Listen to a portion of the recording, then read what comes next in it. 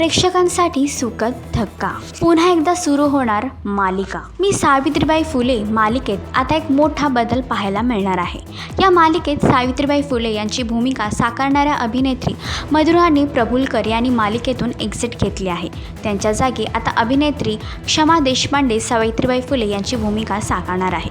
या बदलावामुळे प्रेक्षकांमध्ये उत्सुकता वाढली असून क्षमा देशपांडे या भूमिकेला कसा न्याय देणार हे पाहणे रंजक ठरणार आहे. मधुराणी प्रभुलकर यांच्या अभिनयाची तुम्हाला उणीव भासेल का? आणि क्षमा देशपांडे यांना सावित्रीबाईच्या भूमिकेत पाहण्यासाठी तुम्ही किती उत्सुक आहात हे कमेंट करून नक्कीच सांगा. आणि अशीच अपडेट जाणून घेण्यासाठी तुम्ही आमचं चॅनल डेली चक्कर रिजनल ह्याला लाईक, शेअर आणि सबस्क्राईब नक्कीच करा.